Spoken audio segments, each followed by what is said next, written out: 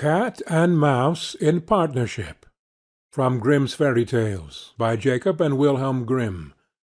Translated by Edgar Taylor and Marion Edwards. This recording is in the public domain. Read by Bob Neufeld. A certain cat had made the acquaintance of a mouse, and had said so much to her about the great love and friendship she felt for her, that at length the mouse agreed that they should live and keep house together. "But we must make a provision for winter, or else we shall suffer from hunger," said the cat, "and you, little mouse, cannot venture everywhere, or you will be caught in a trap some day." The good advice was followed, and a pot of fat was bought, but they did not know where to put it. At length, after much consideration, the cat said, "I know no place where it will be better stored up than in the church, for no one dares take anything away from there.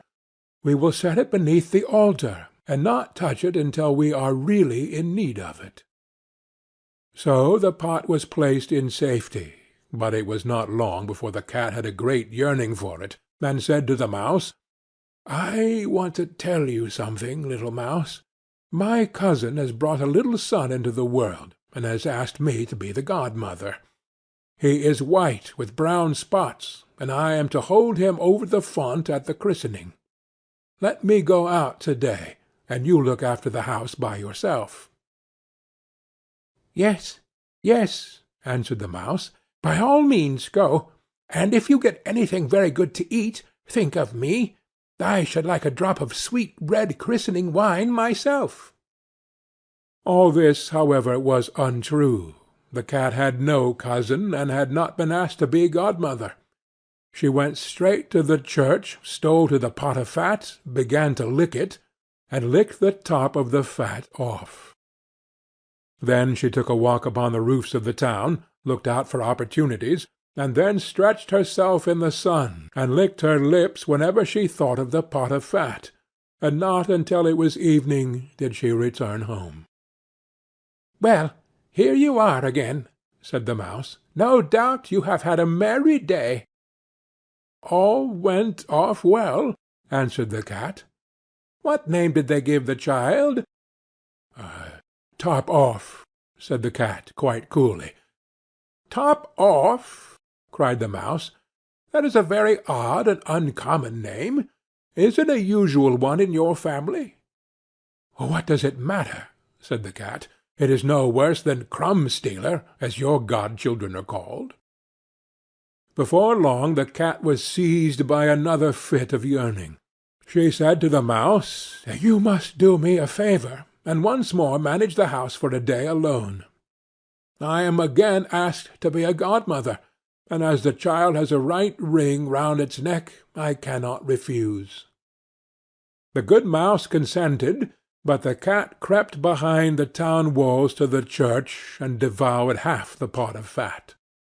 "Nothing ever seems as good as what one keeps to oneself," said she, and was quite satisfied with her day's work. When she went home, the mouse inquired, "And what was the child christened?" "Half done," answered the cat. "Half done! What are you saying? I never heard the name in my life. I'll wager anything it is not in the calendar." The cat's mouth soon began to water for some more licking. "All good things go in threes," said she. "I am asked to stand godmother again. The child is quite black, only it has white paws, but with that exception it has not a single white hair on its whole body. This only happens once every few years. You will let me go, won't you?" "Top off, half done," answered the mouse.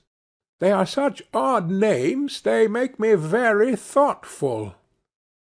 "You sit at home," said the cat, "in your dark grey fur coat and long tail, and are filled with fancies. That's because you do not go out in the daytime." During the cat's absence the mouse cleaned the house and put it in order, but the greedy cat entirely emptied the pot of fat. "When everything is eaten up, one has some peace," she said to herself, and well filled and fat she did not return home till night. The Mouse at once asked what name had been given to the third child. "It will not please you more than the others," said the Cat. "He is called All Gone." "All Gone!" cried the Mouse. "That is the most suspicious name of all. I have never seen it in print. All Gone! What can that mean?" And she shook her head, curled herself up, and lay down to sleep. From this time forth no one invited the Cat to be godmother, but when the winter had come, and there was no longer anything to be found outside, the Mouse thought of their provision, and said, "Come, Cat, we will go to our pot of fat which we have stored up for ourselves. We shall enjoy that." "Yes," answered the Cat, "you will enjoy it as much as you would enjoy sticking that dainty tongue of yours out of the window." They set out on their way, but when they arrived the pot of fat certainly was still in its place, but it was empty. "Alas!" said the Mouse, "now I see what has happened. Now it comes to light. You are a true friend. You have devoured all when you were standing godmother. First top off, then half done, then—" "Will you hold your tongue?" cried the Cat. "One word more, and I will eat you too." All Gone was already on the poor Mouse's lips. Scarcely had she spoken it, before the Cat sprang on her, seized her, and swallowed her down.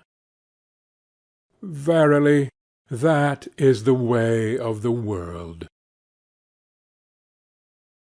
End of Cat and Mouse in Partnership,